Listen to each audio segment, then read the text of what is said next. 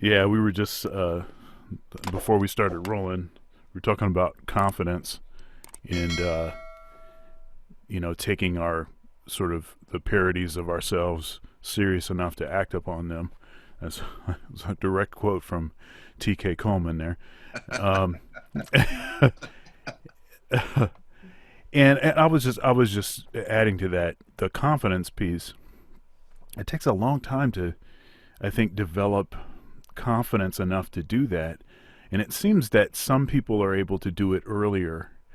Um, but if I'm honest, it's taken me a while to develop enough confidence to be able to just say, hey, warts and all, this is who I am, and I'm just gonna be assertive about putting this out there.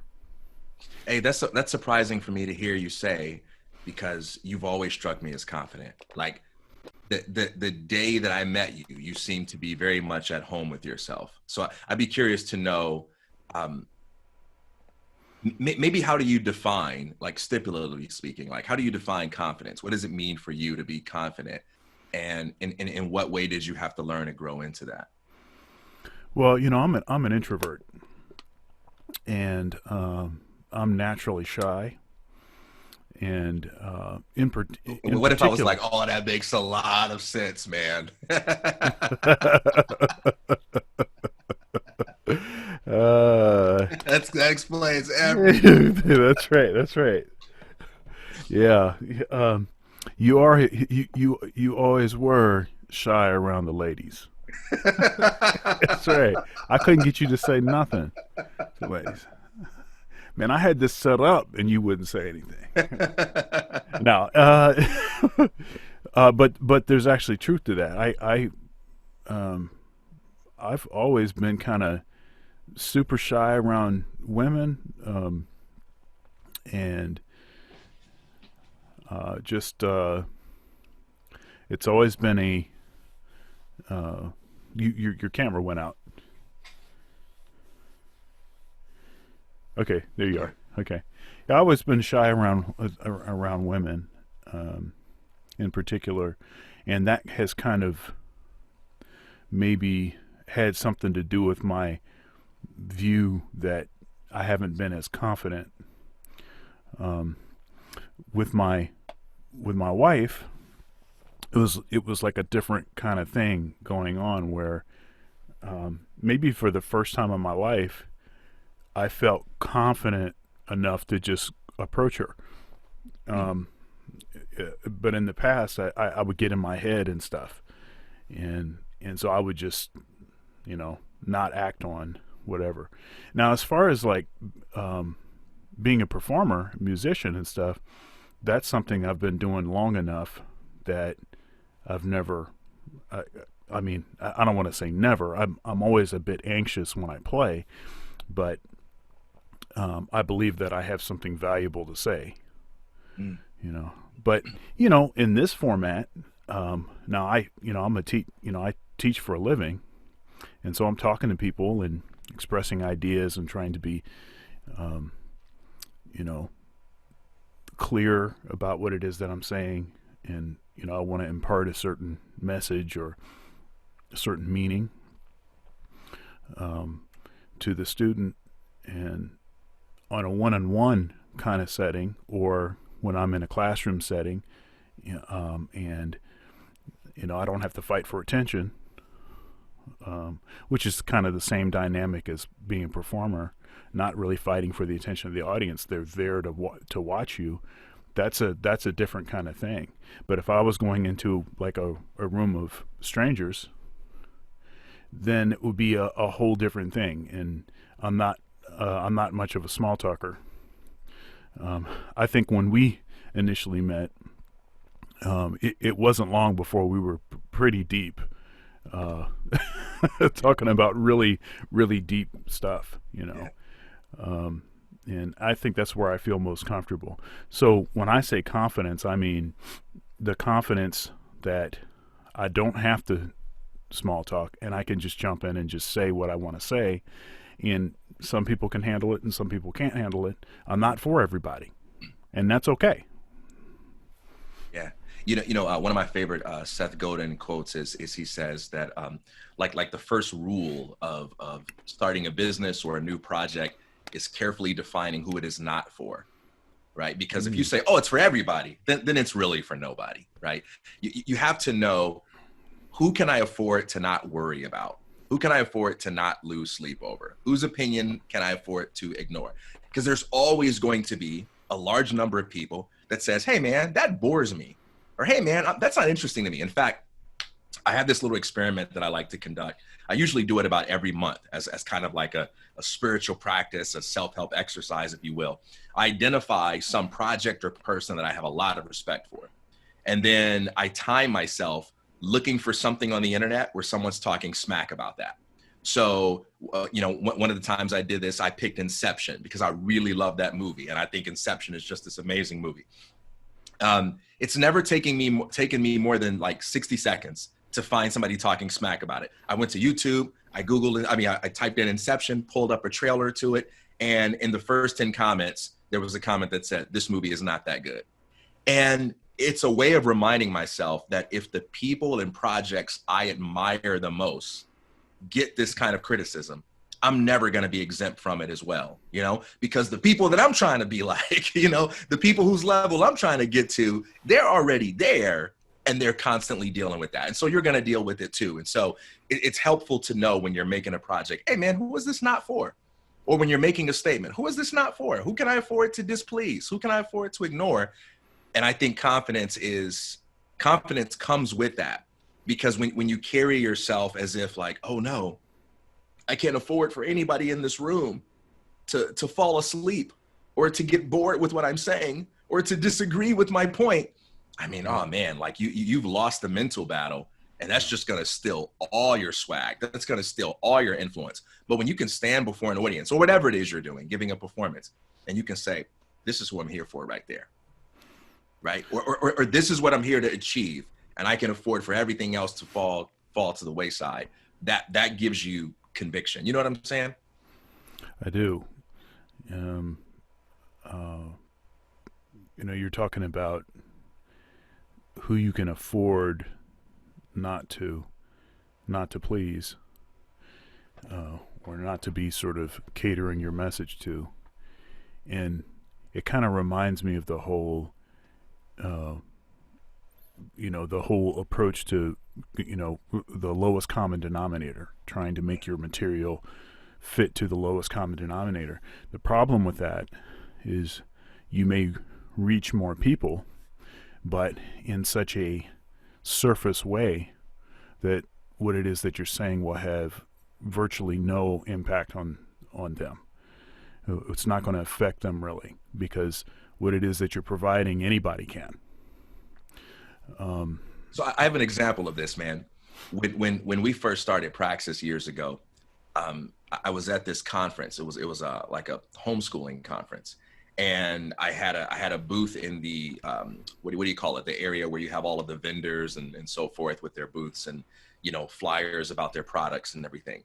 And I had nothing other than information about apprenticeships. That was it. And I noticed I'm a rookie at this thing. I had never done this before. And I'm noticing that the table next to me, they just had like bowls and bowls of candy. And they had bags of candy under the table so that when that ran out, they could fill the bowls up. And there was a constant group of students that was hovering around that table getting the candy. And all they had to do was like, oh, just put your name on this little mailing list or whatever it may be, and you get some free candy. And they always had traffic. And I started to feel a little jealous about that, right? I was like, man, like all I get is 1 to 2 kids every hour who's like, so what's this all about? Like, what's an apprenticeship, or what kind of apprenticeships do you offer? And this table next to me, 30 people at a time, just going over the candy. And the interesting thing though, was that nearly every student that came to my table to ask me about something, they followed up, because they were really interested. Since I had nothing to offer them but information about apprenticeships, no one was wasting their time talking to me unless they were really interested in apprenticeships. So I had like a 90% conversion rate because I offered nothing other than boring stuff that only people interested in would care about. Yeah. Whereas the people at the other table, I mean, what's that conversion rate? When you're selling some kind of product, people aren't even asking you about the product. They don't even know why they're at your table. They don't even know what you're selling. It's just kind of like, oh, I get Snickers and Skittles, I'll take it. Yeah, you've got a lot of numbers, but your impact, your reach, your conversion rate is really low. And I think that's something really important to think about. Well, I mean, that takes me back to the whole, you know, it's something that, you know, content creators often will talk about. I mean, you have the sort of content creators that are, you know, focused on the number of subscriptions, or grow your channel, you know, grow the number of followers you have. And if you only have 100 followers, here's something that you can do to, you know, whatever. You know, in 6 months, I got, you know, 100,000 subscribers on YouTube, you know, these kinds of things. And then you have the folks that seem to be more focused on that 100 people that of loyal followers, that people that are supporters, that is necessary for you to be able to do it full time and make a living doing it. And it's a different kind of things. Now you can say, well, it's more likely that if I have 100,000 subscribers that I'll be able to find the 100, but I don't know that that's necessarily the case, because I think you run into an issue, and that is the you know, car broken down on the highway scenario. I actually wonder about, you know, we're still kind of getting out of this quarantine right now. I mean, we're not quite out of it. We're starting to see the edge of the end, so to speak, the end of the tunnel, light at the end of the tunnel and all of that. But we're still probably a long ways before things are anywhere near normal again. And what was I saying? I got distracted. Yeah. You were talking about how oh shoot.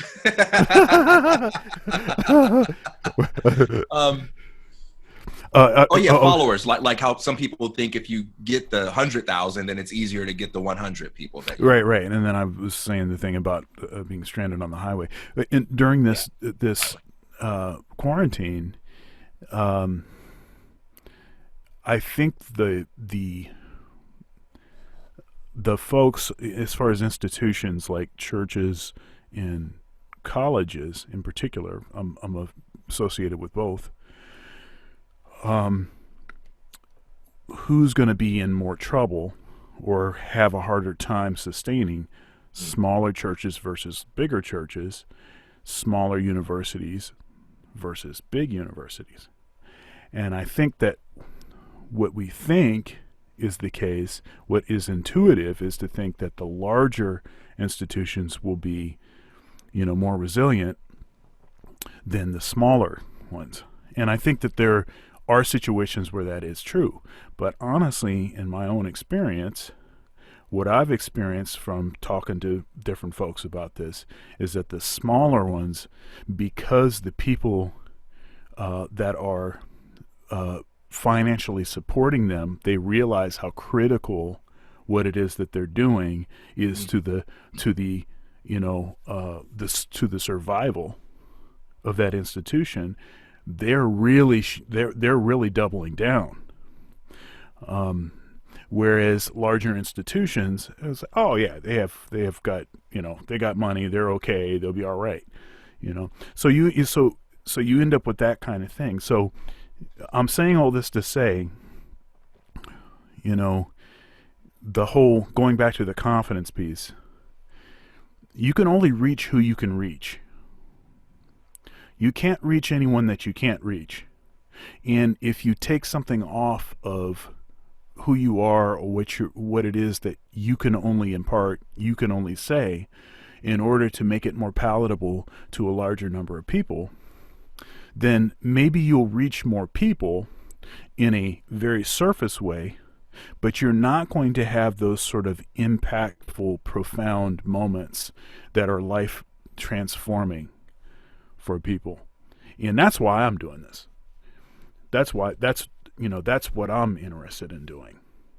Yeah, yeah, that's solid goal, man. I don't know if you know chop up segments of your recordings to do highlights, but that would be one. That would be a highlight.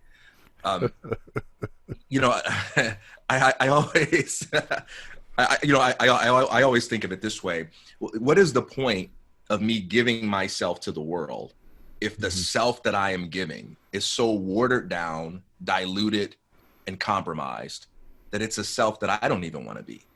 I mean, I think my first duty is to ensure that I am not bored with myself. Right? It's okay to worry about my audience being bored with me. Certainly, I want to study all the things I need to study, practice all the things I need to practice in order to figure out how to make whatever it is I'm doing as interesting or as engaging as possible for the audience that I want to reach. But how to be interesting to my audience cannot be the starting point. It's how to be interesting to myself. That's got to be the starting point, because if I'm bored with myself, it doesn't matter if you give me a standing ovation. You know, the way I once heard it said is, if you want to be interesting, you have to be interested. If you want to be engaging, you have to be engaged. If you want to be fascinating, you have to be fascinated. You know, we all have that example of the professor, you know, that freshman year of college, or maybe even in high school, where there's some subject you're just not interested in, but that professor comes in and they're just on fire, right? Like, you know that they love this thing, and they kind of make you lean in a little bit and say, okay, maybe there's something to, you know, jazz studies or anthropology or whatever it was that I didn't come in here interested in, because they're just on fire. I believe that being engaged with what you do, being one with the music, can make people interested in things that they didn't previously find interesting. But if you're starting with that, how to be interesting to other people, then it's like, man, what's in it for you? If you're going to show up every day and create something, write something, put something out there, I mean, you should at least start with something that makes you come alive. We've talked about this before, but my favorite quote is Howard Thurman. He said, ask not yourself what the world needs, but rather what makes you come alive. For that is what the world needs. People who have come alive. That's right. That's right. Yeah.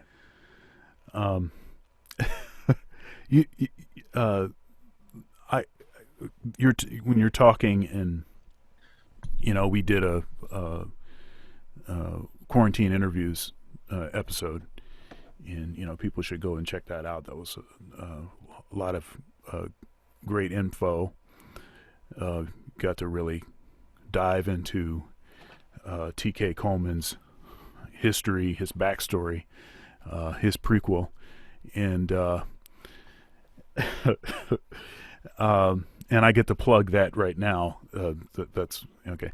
Anyhow, but I was thinking about all of our conversations, and going back to, you know, being back at Western Michigan University and the Burnhams, you know, at 3 a.m, all those great conversations. Yeah. And it's dawning on me right now, one of the reasons why I enjoy our conversations so much. And it has to do with a particular training, a particular thing that I have worked on my entire life, and that is improvisation. Mm. It makes me realize that our conversations are, they're improvised.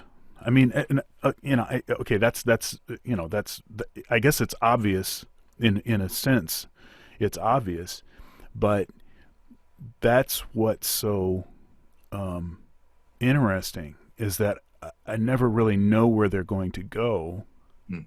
It's always going to be meaningful, because I think both of us have, we come from a certain perspective, and we have a certain vocabulary that we speak, and we have been deposited in us have been things that are quite profound. And so when we improvise, you know, it seems like these really positive outcomes. You know, we end up in locations we didn't plan for, and it makes it, that's exciting to me. That's like I mean, who wants to have a conversation with someone that it ends up the way that you think it was going to end up, because you're not even open to have it go a place where some kind of information was actually transferred. You know, in our national politics, in particular, there's a lot of talking points where one person does their set of talking points, then the other side does their set of talking points. And by the way, I'm only saying that I believe it to be a false dichotomy. I don't think that it really is two sides. I just think it's that can get into another topic that I don't want to touch on right now. But you have two sets of folks. One says their talking points, the other one says their talking points. No information is actually transferred. Both of them still say the same things. They could get on a show tomorrow. So today they had their conversation. Tomorrow, no information has changed. So the talking points are identical. Neither one of them has come anywhere closer to even acting like they understand the perspective of the other person, you know? And that's not like, I mean, well, I think you see how it's sort of what it's sort of created in our society. People that don't tend to listen to each other and aren't particularly flexible. You know, when they're confronted with a particular idea that challenges something that they, you know, hold to be true or whatever, it's like they defend that thing rather than saying, hey, well, let me just at least see where the conversation goes. Yeah. You know, and our conversations have been transformative to me because you bring things up and you say things in a way that I wouldn't have thought to say, you know, and you know, and so, you know, you've changed my mind on so many things. One thing in particular, I have to credit you for is, now I can't remember if, so when I started dealing with Christian apologetics, I was first introduced to that through Josh McDowell. And Josh McDowell, I think on a surface level, I was aware of Ravi Zacharias. You used to carry the book around a lot. I think it was called A Ready Defense, right? That's right. That's right. And that book is all jacked up, man. The cover ain't even. And look, man, like you were always like a big weightlifting dude. And so you'd be walking around campus, and that book was about like as big as your biceps. Right? So you'd be walking around with like Ready Defense, and sometimes, man, I think people would be converting just because they were scared. Like, take that book. That's great. Whack them upside the head, man. But I think you're the one that really introduced me to Ravi Zacharias. And I have to tell you that if I didn't learn anything else from you, if my thoughts were not provoked any more than they were when you introduced Ravi Zacharias to me, that would be enough. Because he's been such a profound influence on the way I think, the way that I derive meaning and purpose in my life. And he was prerequisite. What I learned from studying Ravi Zacharias was prerequisite even to my conversion to Orthodox Christianity. If it had not been for the thought-provoking ideas presented by Ravi, I would not be Orthodox. It's interesting how that stuff, you don't know how that stuff is going to spiral out, and where it's going to lead you, but it's because of the kinds of ideas, my internalization of those ideas that has been so formative in my faith, and caused me to believe that it's okay to ask questions and to want some answers for basic questions. I was first interested in Christian apologetics because it was the first time, because I grew up in church. It was the first time where I felt like I could actually ask questions that, were the real questions, were the sort of questions that sort of underpinned everything else, and I wasn't getting the sort of answers like, well, do it because the Bible says to do it. I'll say, yeah, but where did the Bible come from? So, I mean, that's just the way my brain. Man. That was dangerous to ask that. Yeah. Yeah. But that's just the way my brain goes. I want to know the why, So can you talk a little bit about, part of the reason why I thought about having you on again for us to talk about Ravi was because of a post that I saw on Facebook.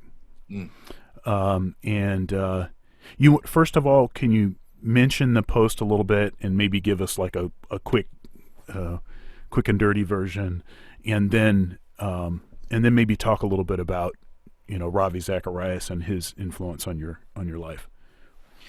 Yeah, so I grew up in the church. My father is a pastor. I don't have a period in my life in which I was not a part of Christian communities.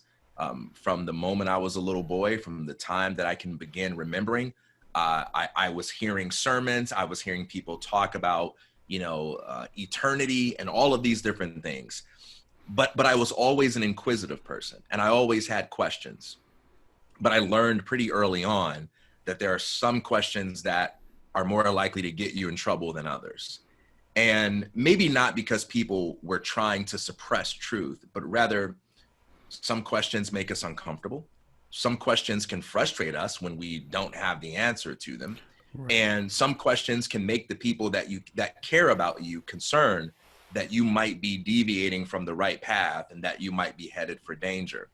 And, but I've always had questions about the Bible, and I never felt in my heart that these questions were antagonistic. I never felt like I was doing something sinful by asking like, hey, how do we know the Bible's true? Like the moment I found out that there was another religion beside Christianity at the earliest of age, my mind immediately went to the place of like, oh, are both of these true?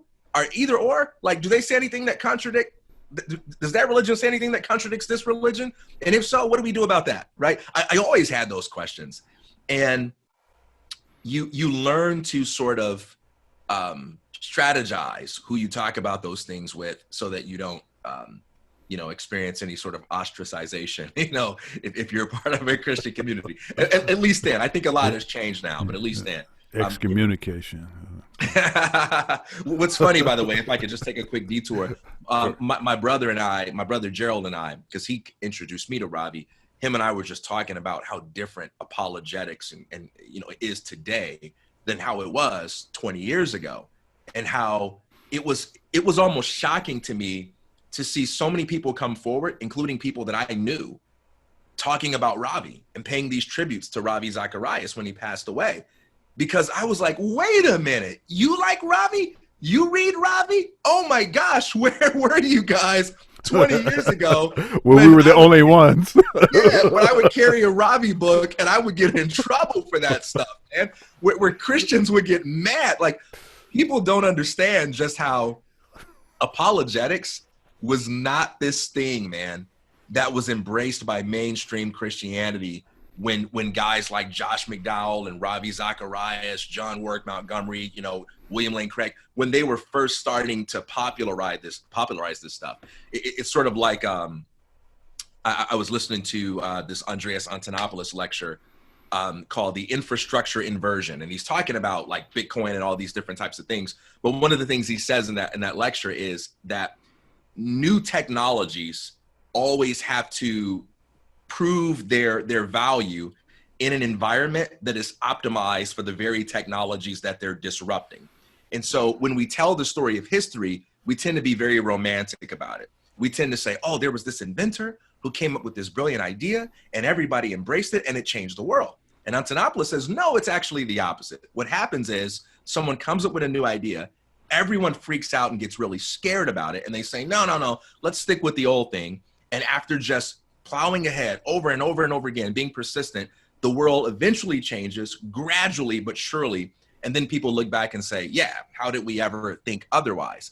And he talked about the automobile as an example of this, saying that when the automobile was first invented, because the roads were optimized for horse travel, horses were actually better for the roads than automobiles. You couldn't see the full potential of an automobile on roads that weren't designed for it. And in fact, this whole statement of like waving the red flag, it came from the fact that there were regulations passed that said, if you drive an automobile, you got to have an engineer sitting next to you. And there needs to be someone who runs ahead of you, waving a red flag to warn everybody that this giant death machine is coming your way, because people were scared about it. But now everyone loves it. And we tell history differently. And I think there's kind of a similar history of Christian apologetics. Early on in the history of apologetics, most Christians didn't need that kind of intellectual, analytic, philosophical approach to faith. And so it was kind of like, why are we arguing about this? In fact, I would contend that most Christians share the same set of assumptions that atheists shared about the Bible and about the existence of God, which is you can't argue for these things. You can't provide evidence for these things, right? It's all about faith. So most Christians themselves believed that, you know, things like the Bible, things like the existence of God, things like the existence of objective moral values are simply things that you can't make reasonable statements about. You just have to accept them as true. And so I remember a lot of times, man, I'd walk around with a Christian apologetics book, and my hardest challenges would come from Christians. The atheists would look at those apologetic books and they'd be like, what's that about? And I'd be like, oh, it's philosophy. It's about the existence of God. And the atheists would engage me. They'd be like, oh, that's interesting. So what does he say? And I'd have fun with the atheists. But when I'd have those books around the Christians, they'll be like, what's the point of that? Why do we need that? What are you reading that for? And to fast forward to the time we're in today, where there's a ton of people who are like, man, we lost a great apologist, the greatest since C.S. Lewis. It shows you the impact that Ravi had on the culture. Ravi's impact wasn't just that he was a brilliant man who defended the faith and articulated Christianity in a unique way. Ravi's impact was a cultural impact. He actually changed the way people see the relationship between faith and reason. He actually has sold many people on the narrative that a life of inquiry can also be a life of worship. And to me, that's his biggest impact, you know? Absolutely. Yeah. Absolutely. Let my people think, right? Yeah. Let my people think. I like that. Yeah. Yeah, there's some great articles that you exposed me to, and that were really formative. And then also, you know, I think I was digging deeper, and I found these little small audio clips called a slice of infinity. Yeah. And man, I would just go crazy listening to those, because they were just, I mean, all of that stuff is just so provocative. Yeah. I mean, it just makes you really, I'll tell you, you know,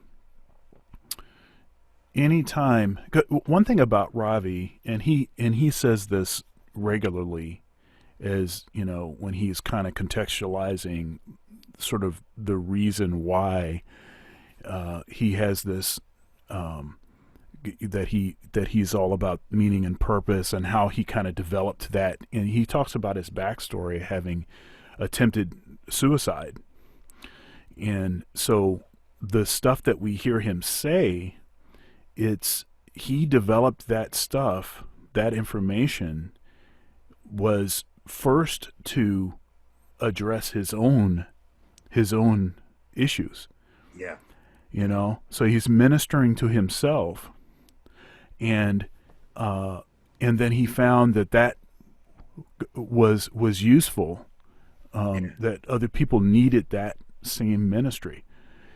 I just, it actually reminds me of a great teacher, like which of course he is, but a teacher. I've had a number of teachers that have been really terrific teachers. One in particular, Trent Keniston. And Trent's approach was always he would figure something out, and then he would create a system so that the next person, the person he taught, he could give the system to, so they didn't have to struggle. They didn't have to go through the same sort of nebulous sort of process. And I think Ravi has done such a great job of that. I mean, when he was coming up, none of the stuff all this stuff that we have now, none of that stuff existed. So it's just such a legacy, man. What an important figure. And I don't even know that we're going to know how important he is for probably hundreds of years. When we continue to see the wake that his impact, leaves. Yeah, I think more important than any particular argument that Ravi gave, it was more about the cultural impact of how he validated the experience of doubt. For me, Ravi taught me that doubt can be divine. Yeah. That questions can serve an angelic function, if you will. I've always had trouble with the statement devil's advocate. I mean, I'm not a semantic cop. I'm not going to harass anybody for using that phrase. I know what they mean. Sometimes I use it too. But the phrase devil's advocate is something that we use to describe a moment in which one person is challenging another person's beliefs or trying to get another person to think critically about what they said by posing an objection or a hypothetical question. And you're kind of being a devil's advocate. and I like the term angel's advocate, because I believe you're doing God's work when you challenge yourself and others to think critically about the things they do and they believe. And, if your faith is anchored in something that is not worthy of your commitment, then it is a divine thing to doubt.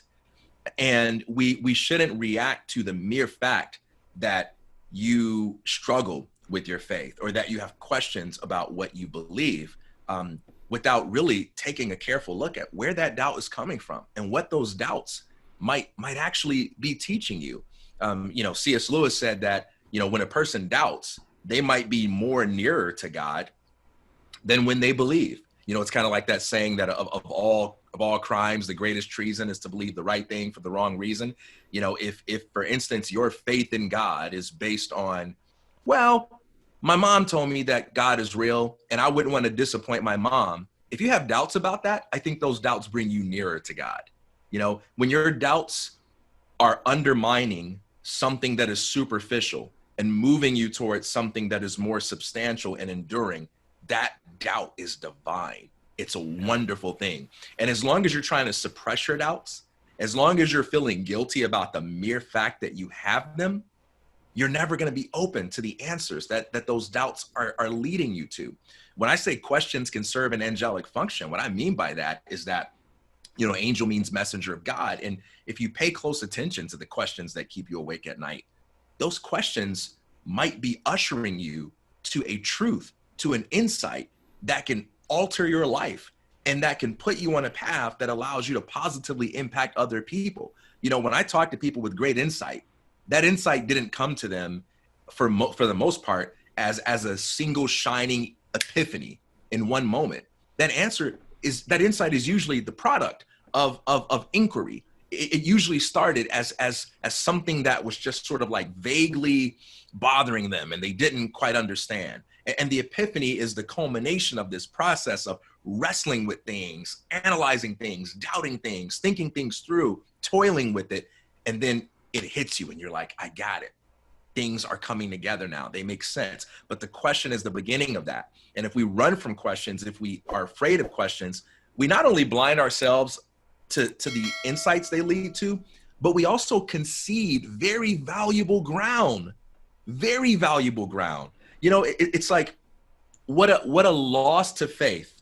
What a loss to the history and the tradition of religion if we say, no, questions, that's not something we deal with. That's something for other departments. Congratulations, you just gave away your most valuable asset.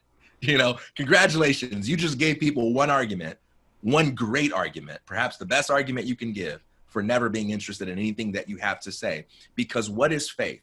What is God, if not the ultimate answer to mankind's deepest questions? You know? Yeah.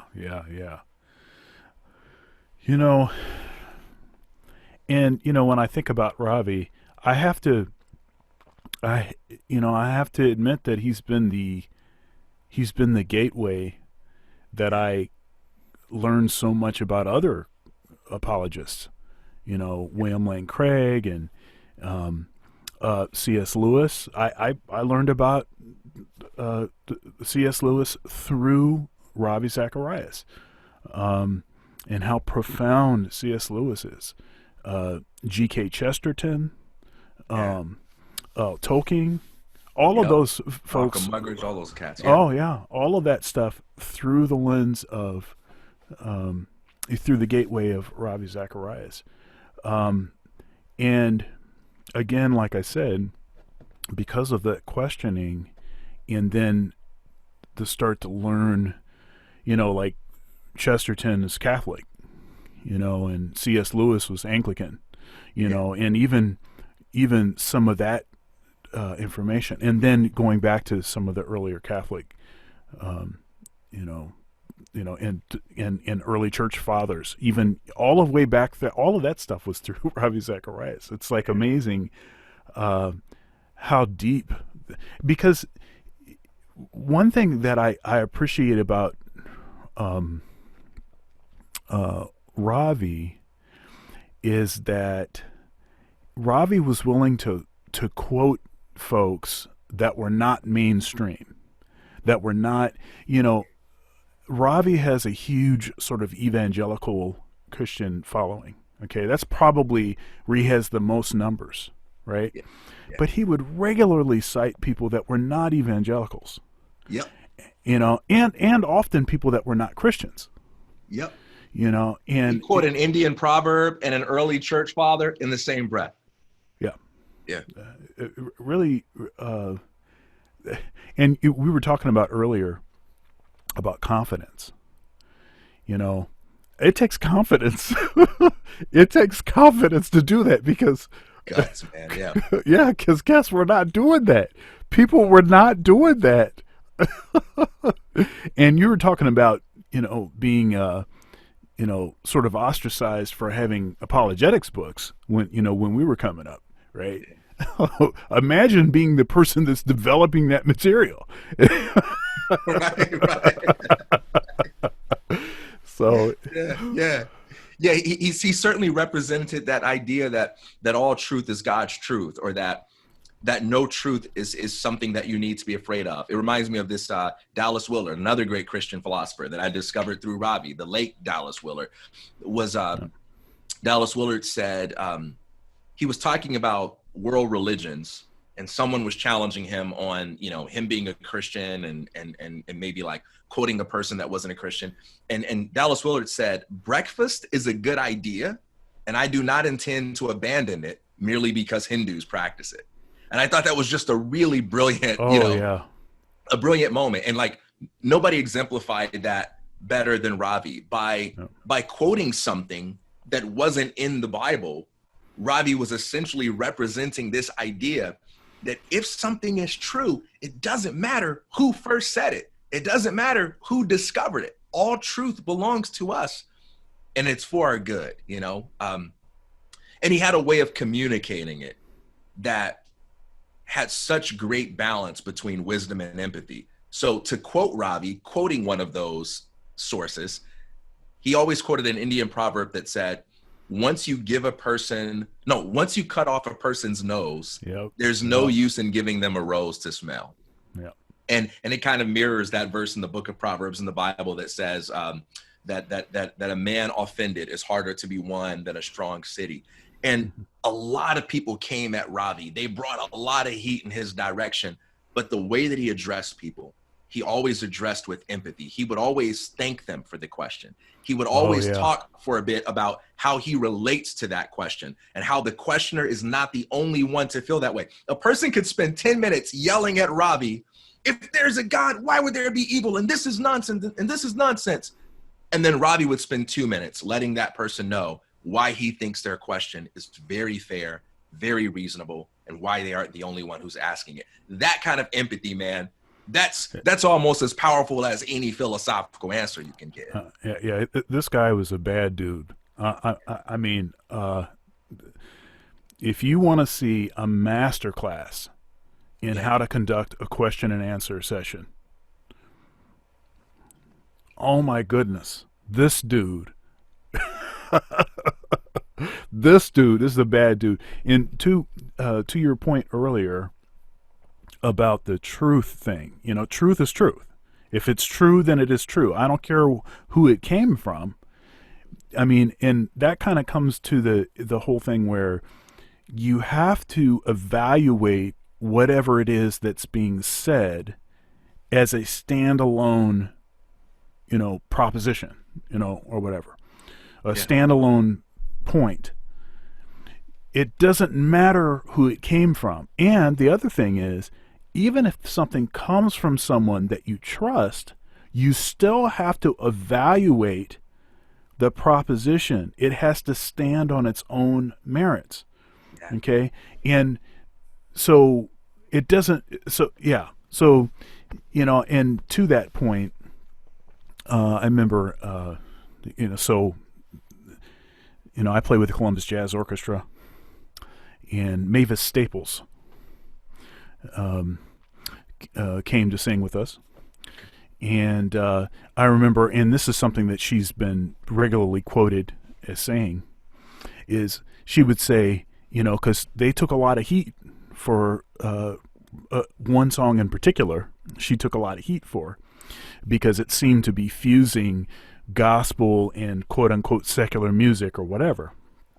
And she would say, and she said at that concert, she says, the devil doesn't have any music.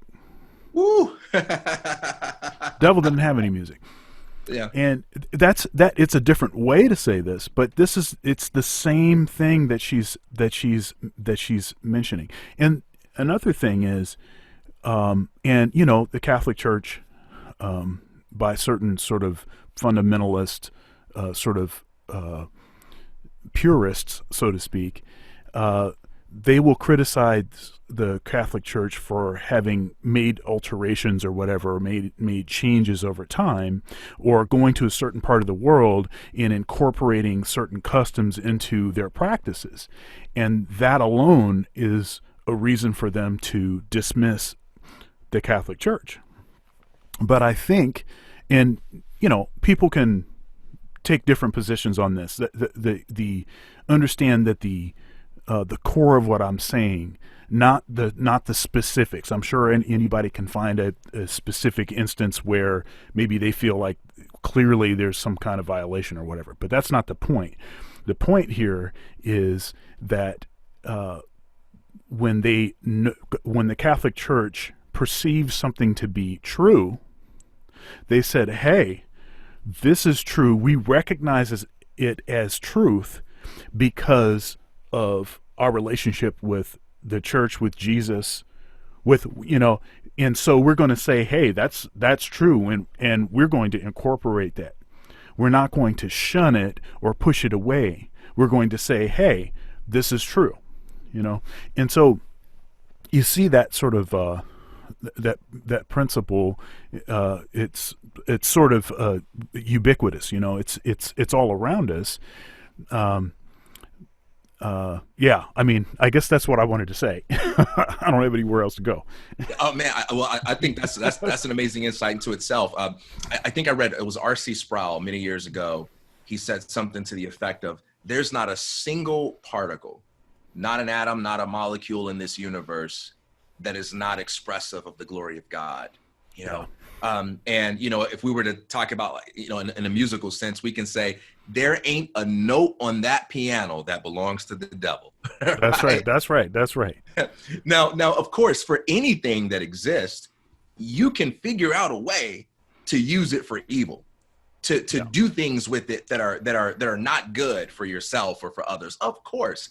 But the underlying thing itself is beautiful. It's divine. It has so much potential for good, and it behooves us to be cognition of that, you know.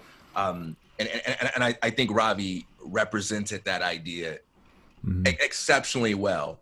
And you know, it reminds me the story in the book of Daniel, where Daniel and the Hebrew boys, they were taken captive, and they were brought to a foreign nation, and they were forced to study the sciences and the literature of this pagan nation.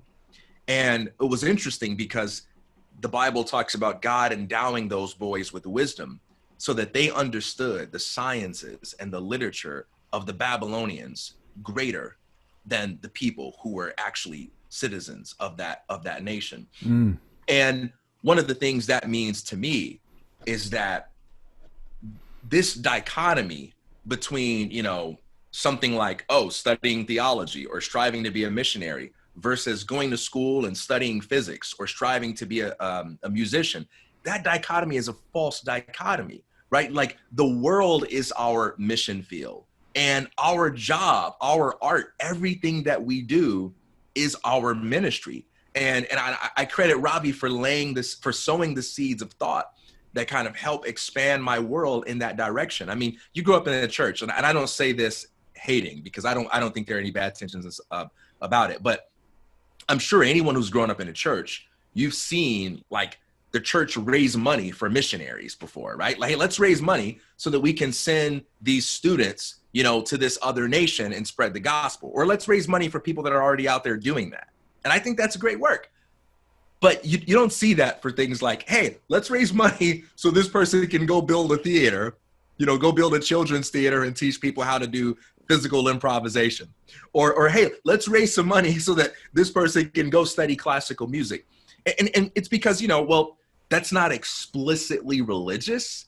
That's just kind of like on the secular side of life.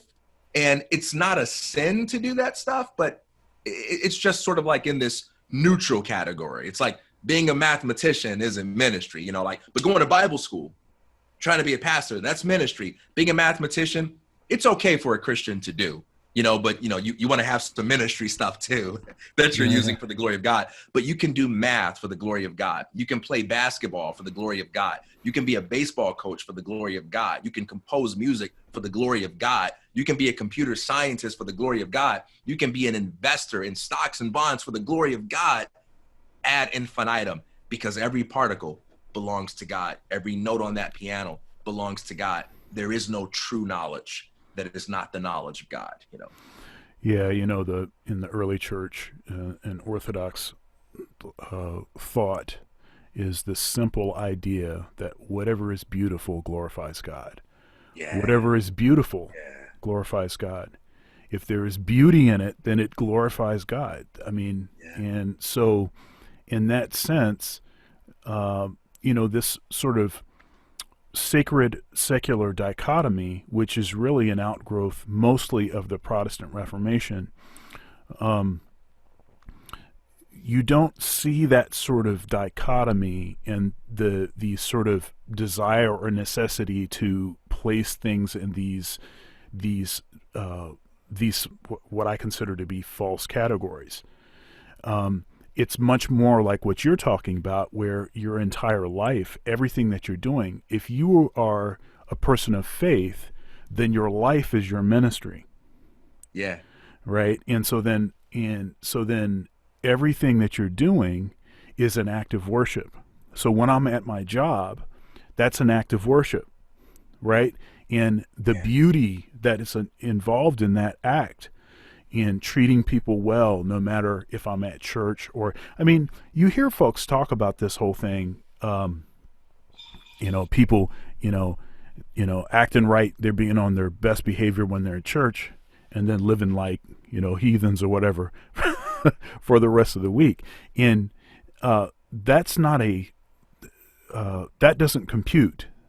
That is not the point. That's not the point here. And I think by setting up these separate categories, I think it actually facilitates that behavior, rather than seeing everything more holistically, like all of this.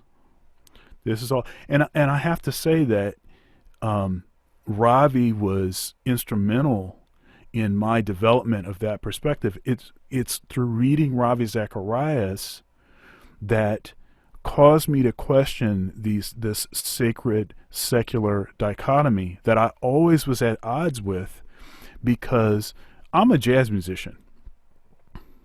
Now, and we can go through the history of jazz. Even the word jazz has certain sexual connotations. You can go to etymology, you can go historically and say some of the first places that jazz was played in is houses of ill repute. You can do that, and then you can say, wait a minute here, it sounds like playing jazz is probably not a good thing for a Christian to be doing. But the beauty in this music is undeniable. It's undeniable, and it has had such a profound effect on all American music. I mean, all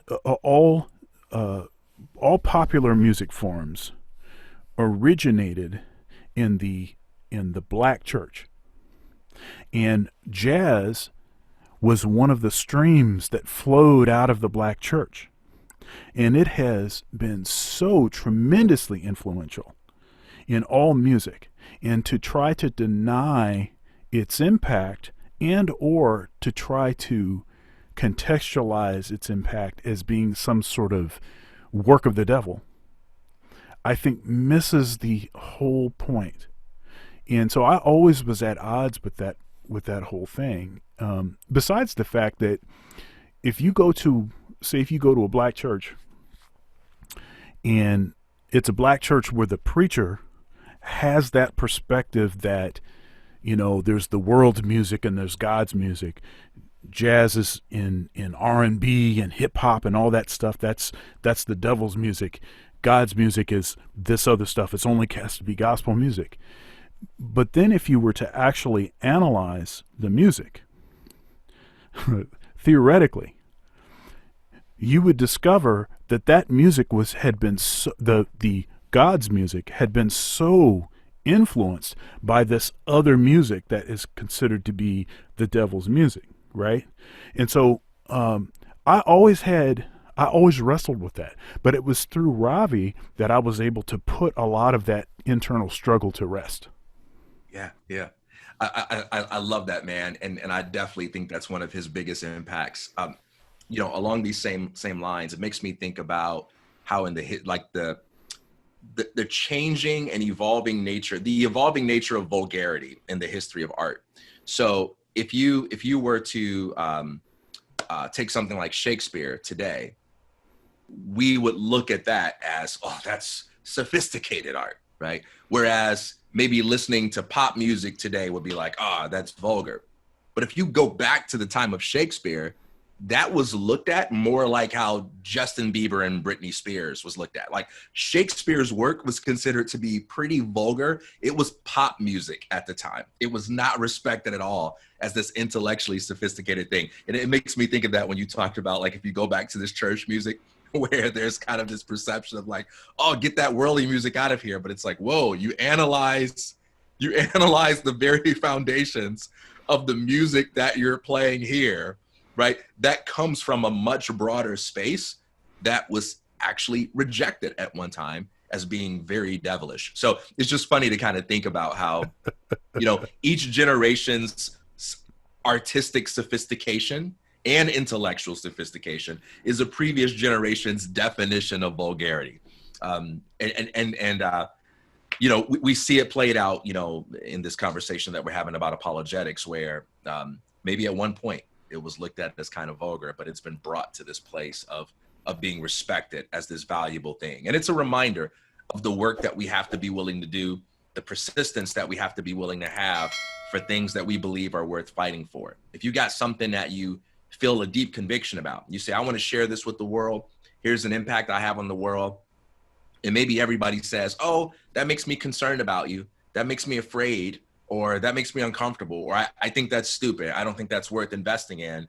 You've got to be willing to push yourself and say, you know, there's something in me that says I should invest in this. There's something in me that says I should pour my heart and soul into this. And I've got to follow that inner voice. I've got to follow that conviction rather than, you know, what's making everybody around me comfortable or uncomfortable. Yeah, for sure. I want to backtrack just a little bit and add a slight nuance. And that is, when we talk about this sacred secular dichotomy, I believe that was a sort of outgrowth of a misunderstanding of liturgical and non-liturgical music. Right? Yeah. So to say that something is liturgical music, that it has a particular purpose, it's during the service serving a particular, you know, service. It's doing a particular thing in the service. I believe that idea has been conflated with therefore sacred. And anything that was not in that context, therefore secular. Yeah. And, you know, and I bring this up because it's one of the reasons why ideas matter. Context matters. What something actually means actually matters. Because when you misunderstand it, you will develop ideas and thoughts that are totally in opposition of what it is that you were actually deriving the influence from, you know. Yeah, thoughts that will actually harm you, thoughts that will limit your possibilities in life, thoughts that will make certain options and opportunities completely invisible to you. I think we really take for granted the fact that we do not see the world as it is in and of itself, but we see the world as it is filtered through our assumptions, our ideas, our expectations, and a host of other, physiological variables. And when you recognize that, you realize that there may not be infinite room, but there's indefinite room for tinkering around with the way we think, and as a result, mirroring back a different set of possibilities for how we can order our experience. I don't think that's some sort of wild, new agey, woo-woo type belief. I think we can observe that happening at the level of everyday experience, from the way that we react to people, the way we disagree with people. I mean, what you see, what you observe is as much of a reflection of you and what's going on in your heart and mind than what's going on out there in the material world, Of course, to be consistent, just because something is a new age concept doesn't necessarily mean that it's not true. Right? Absolutely. So there are aspects of that. And matter of fact, I think one of the aspects of this sort of more of a new age approach to thing is this sort of emphasis on personal meaning. Yeah. And I think that there's aspects of that are totally true. And the fact is that no matter what I do, I must view things through my perspective. I am unable to view things through someone else's perspective, because even when I am taking in other people's information, it still is through my own perspective. So it's invariably must be colored by my own personality, my own experience, my own perspective. Now, that's, I think, somewhere that this sort of maybe gets off base is people because of that reality, they say, well, I don't need to listen to anyone else, Right. and what's true for me is true for, no, that's not, I think that we must still try to, as much as possible, reach beyond that perspective to find what is true. Yeah. And I think obviously conversations like we're having right now are instrumental, are critical to that end.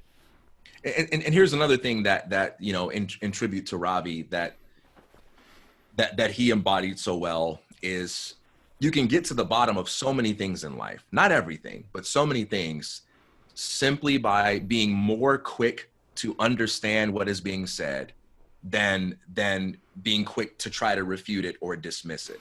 Yeah. Right. I think at least 50% of all debates can be quickly resolved just by getting to the bottom of what we mean by what we say. I just recently experienced this. I wrote something on Twitter about the importance of sales. Having worked in sales before, knowing the value of being able to effectively, market a product, I really think sales is a valuable thing. And I made some quote about it. And someone responded to me and they said, if what you have to offer is really valuable, it was something to the effect, I'm paraphrasing. It was like, you don't need to twist anybody's arm or, beg them to take it. And I just responded by saying, if what you mean by sales is the process of twisting someone's arm to get them to do something that they don't want or need to do, what you said is absolutely correct. That's not what I meant, but if that's the definition of sales we're going with, it's impossible for you to be wrong.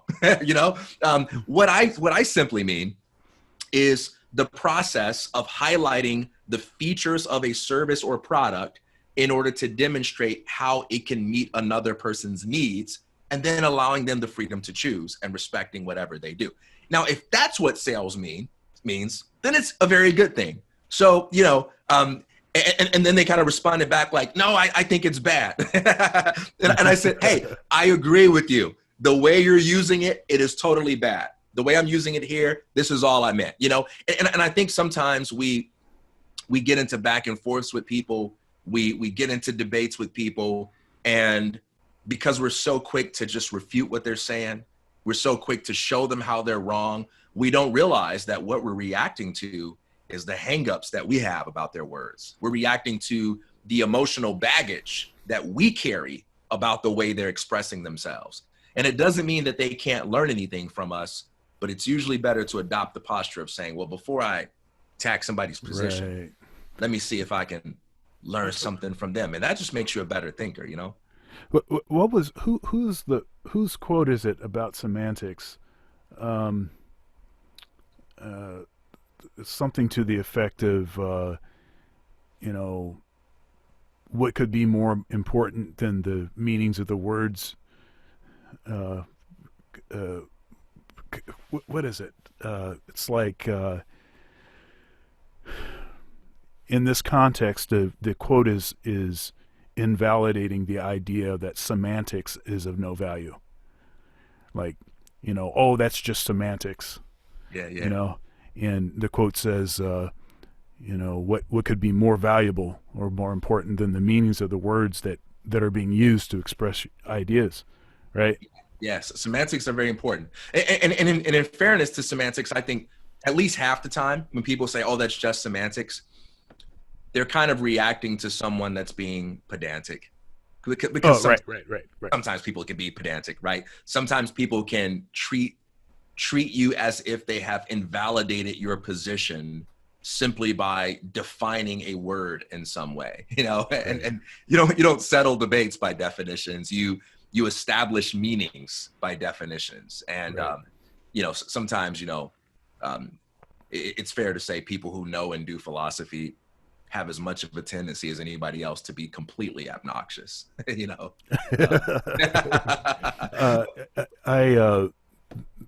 I regularly watch this guy's podcast. I'm not going to say who it is. He regularly will say, don't be that guy. Don't be the guy that's the smartest guy in the room.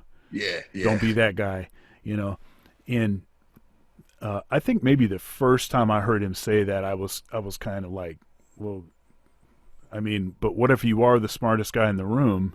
Are you supposed to not say anything? That's not what he meant. He meant, and I actually, how are you going to know you're the smartest guy in the room anyway? I mean, Right, so, right. you know, that's, yeah, That's a pretty gratuitous assumption, right? Yeah. yeah, right. So, but obviously what he actually meant was, don't try to talk over the discussion and try to, you're in some other dimension and you're going to come in and you know, say the thing that, everybody's like, oh, because that's not what the point is. The point is to get in where people are and actually have a transference of information. Yeah. That's a conversation. Again, to my point earlier about the whole improvisation thing. And I think it's just as apparent to me when people are improvising on their instrument and they're just basically playing things that they already worked out, and they're just, okay, now I'm going to play this whole thing that I worked out, as opposed to really interacting with the other musicians and being much more flexible with the situation. And it takes a lot more musicianship to do the latter than the former. You can sort of you can parrot something, but that doesn't mean that you actually understand what it is that you're saying, right? And what happens when you parrot something, it's all intact, and someone says something very simple, has a very simple objection to something that you said, but you don't even understand it well enough to even address what their objection is.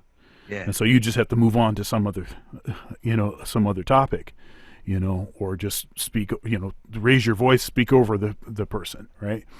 Yeah. But I think having real conversation requires a level of flexibility, and you're going to encounter some topics that you're not as knowledgeable in, and you will have to show that you have to be vulnerable to that point. And I think that's one of the reasons why people don't want to do that. They want to appear like they know everything. And I'll be the first person, and I know you would be also, that I don't know everything. I mean, I know less the stuff that I don't know. So yeah. The word philosophy, man, philosophos, it means love, and sophos, wisdom, and it means a lover of knowledge, a lover of wisdom, a friend of knowledge.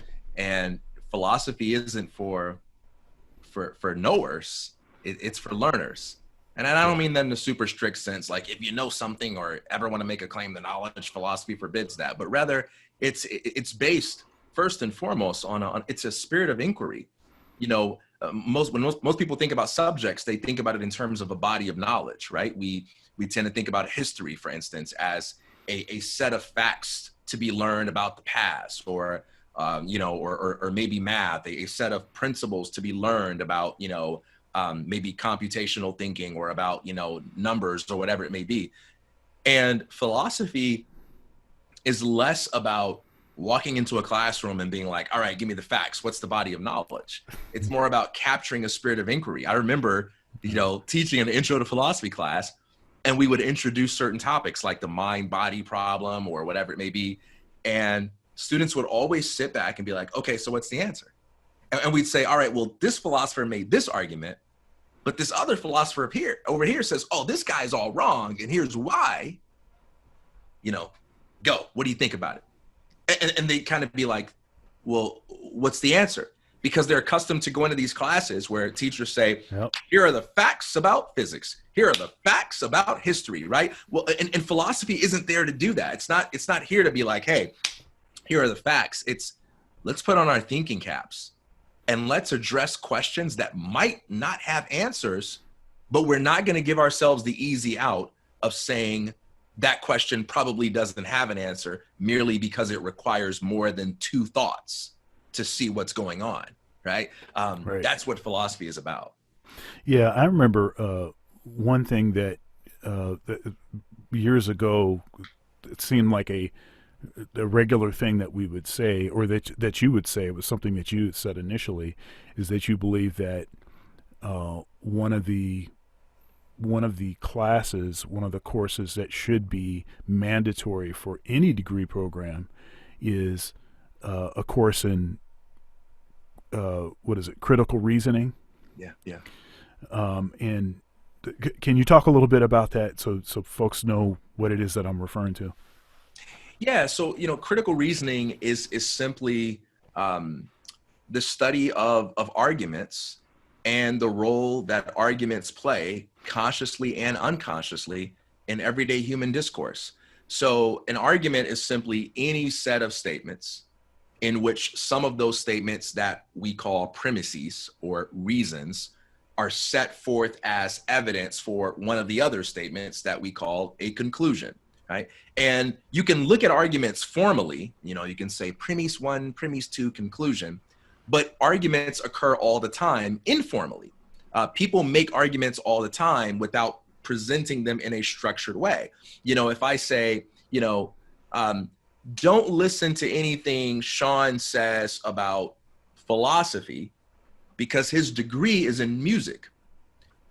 I didn't present that formally, but I'm making an informal argument, and it's a very fallacious one at that. I'm making an argument that says the truth of a person's claims are determined by, the area in which they have credentials. I'm committing a fallacy of assuming that I've refuted your position simply by appealing to what it is that you do for a living or what you have your degree in.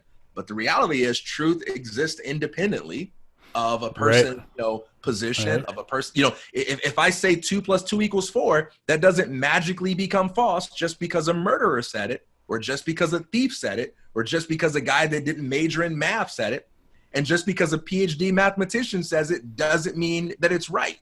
Like we have to be able to evaluate things according to evidence. And so critical reasoning teaches you how to think that way. And even if you have no interest in being a careerist philosopher, even if you aren't an analytical person, especially if you aren't an analytical person, it can give you the kinds of tools that will allow you to look at your world differently, because everyone's selling something. And I don't think sales is inherently bad, but everyone has ideas, assumptions, points of view that they're putting out there. And it helps to have a set of conceptual tools that allow you to make important distinctions, that allow you to be able to detect when people are committing fallacies, when people are being uncharitable or unfair in their interpretation of things. And, logic can help you do that. But I'll say one more thing about this. Usually when people justify or argue for the importance of critical reasoning, they point to things like, hey, it can help you think more critically about stuff like politics or about stuff like finances. But I actually think critical reasoning, and I've really discovered this the older I get, that it's one of the best tools for personal development. I actually think philosophical thinking is way more valuable than positive thinking can ever be in terms of helping you live your best life. And here's why. Thank you for saying this, by the way. Go ahead. Keep going. I've spent almost a decade of my life coaching people who are trying to, succeed in their careers or cope with problems in life. And the number one thing that I see holding people back is self-defeating thinking rooted in logical fallacies, a lack of healthy skepticism towards the negative assumptions that they accept about themselves and what they're capable of.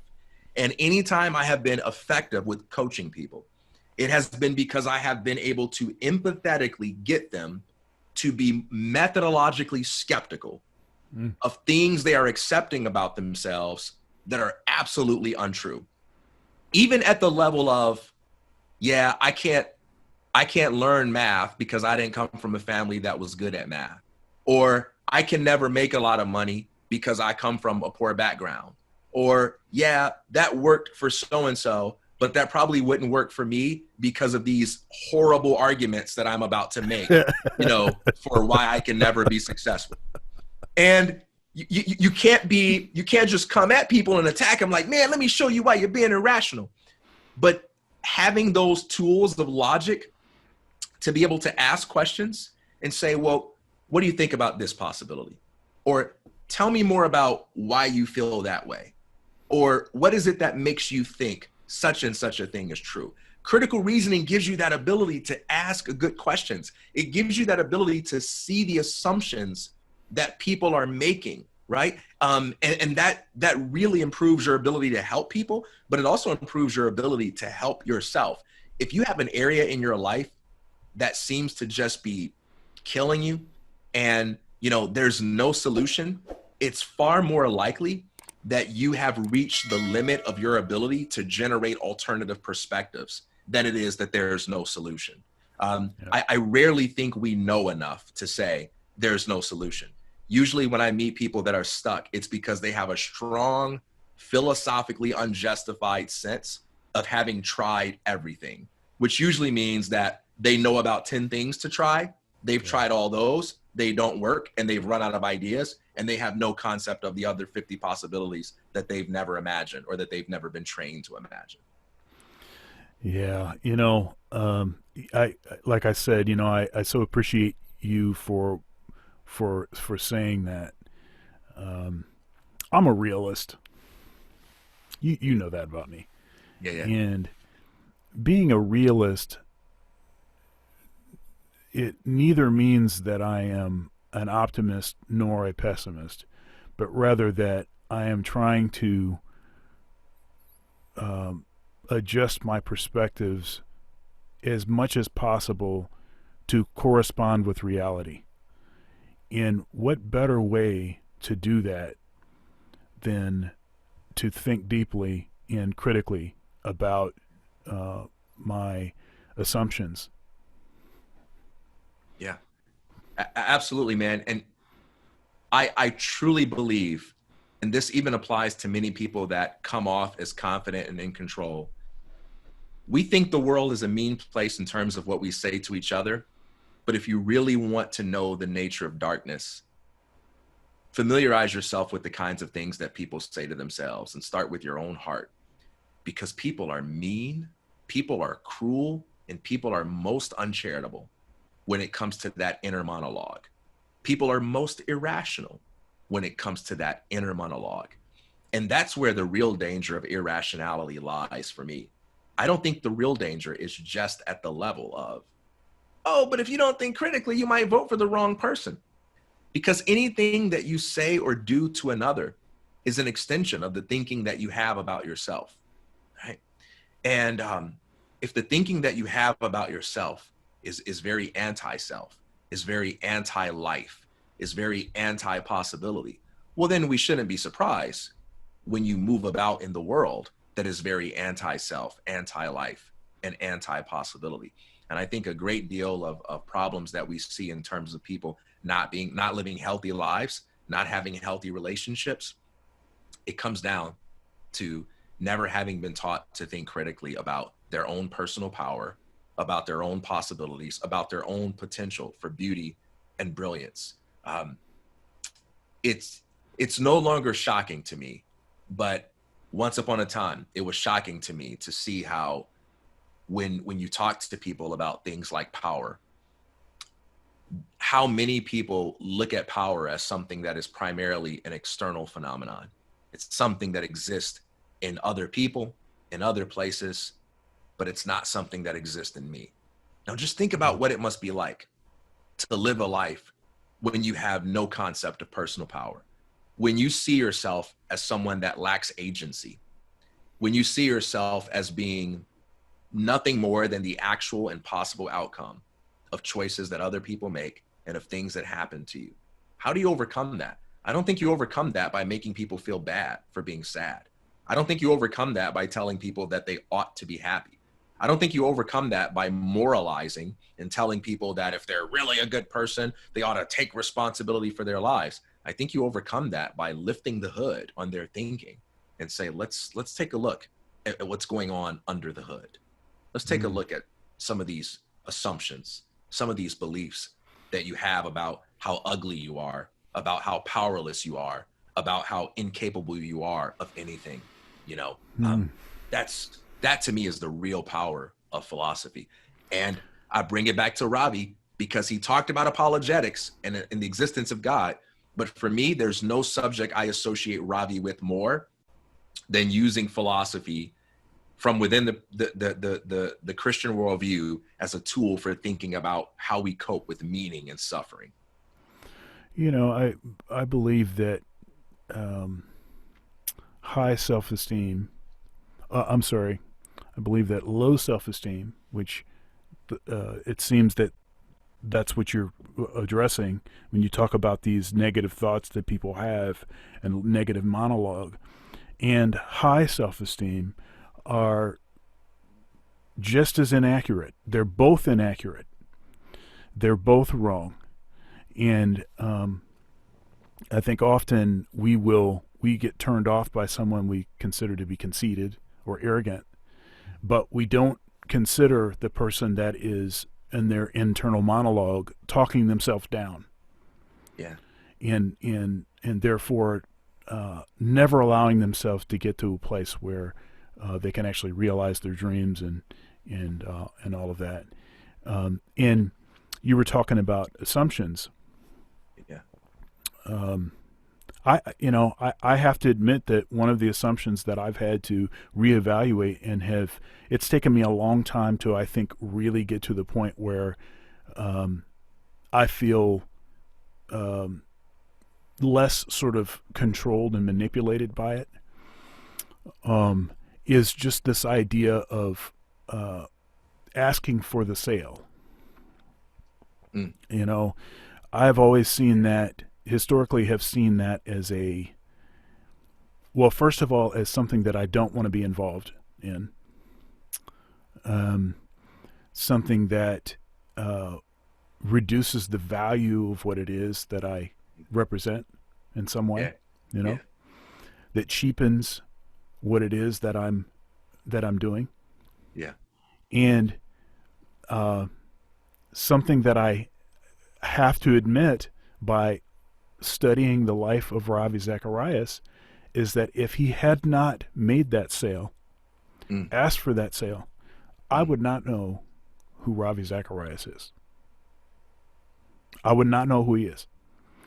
And therefore, the impact that he's had on my life, on your life, on the life of thousands and thousands of people, millions of people, would not be so. Yeah. Who am I to, cover my light with a bushel, right? Let your light so shine, right? And so I've been reevaluating what that actually means. And because of that, it's part of the reason why over the last several months and I've been much more aggressive and assertive about producing content, about doing things that I find interesting and putting it out there. And not everybody's going to be into it, and that's okay. But if I don't do that, and in that way, if I don't ask for the sale, so to speak, then I will not reach anyone either. And then therefore the influence that Ravi has had on me couldn't be transferred to anyone else, or wouldn't be. Yeah. I want to call attention to you saying, who am I to hide my light? To me, that's philosophy right there, because there are people who walk around and say, who am I to think that I have an original idea? Who am I to think that, that my book is worth writing? Why does the world need another podcast? Who am I to think that I'm worthy to talk about the things that I'm interested in? And it's like, who are you to think that you should hold that back? Who are you to decide for the rest of the world what everybody needs, right? Who are you to make the decision on behalf of all of humanity that they don't need what's burning in your heart? That's philosophy. That's challenging people's thinking and questioning people's assumptions in order to open them up to possibility. That's being an angel's advocate, Yeah, go ahead. And when you consider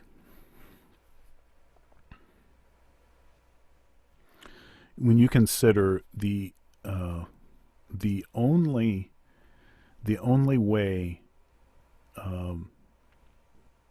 Okay, so everybody. Okay, so see, I don't think that the issue is about originality. I think that is the truest and that is the truest thing about all of us, is that we are all originals. All right. I think that that's not the issue. So having original ideas, that's assumed actually from my perspective, because all of us, because we have a unique perspective, therefore the way that we would conceive of, of the way that we see reality, the way we would think of ideas that correspond to the reality that we perceive, would necessarily, at least on a nuanced level, be different and unique. Okay. The issue is the walking out of whatever the idea, the putting it out there so that people can see it. Yeah. And the confidence that it takes to do that, but the discipline, the consistency, the believing in it so much that you keep doing it even when other people are saying negative things, even when things aren't developing as fast as you want them to develop. It's not moving as fast. You don't have as many followers as you think. The maybe a video that you put out, you thought was going to be viewed more, didn't get viewed as much as you thought it was going to get viewed. But to still stick with it and to keep it going. That to me is the thing that is the lacking piece.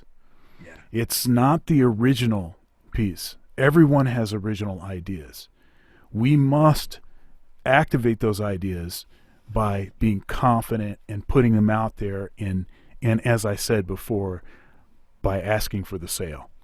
So, this seems like a weird thing to say, but thank you, Ravi Zacharias, for teaching me that it's okay to ask for the sale. Yeah. I should maybe tell that story about Ravi that you asked me about at the beginning. Yes, please. But in typical TK fashion, I want to first piggyback off what you just said. Sure. About originality. I completely agree with that. And I think anybody who struggles with this, there's a series I love to recommend along with one book, which is a very small, easy to read book that you can get through in like one sitting, an hour of reading time. The series is a 4-part video series on YouTube called Everything is a Remix. And it kind of talks about like the history of ideas, the history of innovation within the context of looking at everything, not as original, first time anybody ever thought about it, but as a unique arrangement of already existing elements and components. Yeah, right. And for anyone that's holding themselves back from creative expression because they feel like they don't have any original ideas, that's a great series for you to watch. It can sort of set you free from the burden of thinking that you have to be original. The second is a book by Austin Kleon called Steal Like an Artist. And the premise of his book is that people aren't great artists, aren't original. They're just great at either concealing or blending their sources so that you don't really see it as, oh, you copied from that guy. It's like they just have so many people that they stole from that the way in which they bring it all together is just something that can't be traced, can't be identified. It's in the blending, not in the sourcing. So those are two things I wanted to put out there. And to further the point, C.S. Lewis essentially said, paraphrase, that don't worry about being original, worry about being authentic. The originality is in you. All you have to do is be honest and get better and better at being honest, because the way that you do it, that is where the originality will be found. I think about one of my favorite songs, Nature Boy. You go listen to Nat King Cole sing Nature Boy, and then you go listen to Kurt Elling sing Nature Boy. You got the same lyrics, man. Those brothers are singing the same song, and you cannot tell me that's the same song, right? You can't tell me that's the same song. Same melody, everything, but you can't tell me that's the same song. Kurt Elling's rendition of it, it's not original in the sense that he's singing a different song than Nat King Cole's rendition. It just sounds like Kurt Elling. And I think that's what you want to be. You want to be so in tune with who you are that even when you share something that someone else said, it sounds so much like you that it resonates with the people that naturally gravitate towards you. Bringing it back to Ravi, the funniest thing about Ravi is I've tried so hard to give Ravi books to friends, to people that I know, only to have them just express that they weren't interested. And then those same people would come to me about some kind of problem, and I give them an answer that I got from Ravi. Thank you. That was so helpful. And that's originality, right? I didn't pretend like it was my idea, but they only wanted to hear from me, right? Not from him. And there are people in this world, they want to hear that song from you. They want to see that art from your perspective. They want to read about that message from your point of view. And this is kind of an interesting little bunny trail, but you're talking about hearing something from your perspective. People are interested because it's coming from you, right? Yeah. And because you do it a little bit different than someone else would do it. It gets mixed up with all your energy and emotions and thoughts. That's right. And a person that I interviewed for the quarantine interviews, Richie Castellano. I first encountered him because I had a piece of gear, studio equipment, in common with him, and I wanted to see the way that he would approach that same piece of equipment. Although I had seen dozens and dozens of videos of other people essentially providing the same sort of content, talking about that same piece of equipment, and that's how I actually was introduced to him. I brought him to Ohio State for one of our jazz festivals. He was the headliner, and he did a master class, and one of the things that he talked about in his master class was how, if you're going to be a content creator, if you're going to produce videos, you don't have to be the only person that's talking about a certain thing. And because people are so personality sensitive, they want to hear it from your perspective. And so often it'll be the same information, but because you're the person that provides that information, they're totally into it. And it's the nature of making connections with people. I mean, you have to make the connection first before you can transfer the information. Yeah. I think one of the biggest things we overestimate when we consider the thought of using our voice is that people rarely want to learn from the best. They want to learn from the most accessible. Right? When someone sets out to, usually a beginner, especially a beginner, they want to learn something like how to swim or how to ride a bicycle or how to play the piano. They don't usually begin with who's the best person in the world at this. Yeah. It's more like, who's the person that has the best combination of like relating to me? Who's the person that I trust and that I know?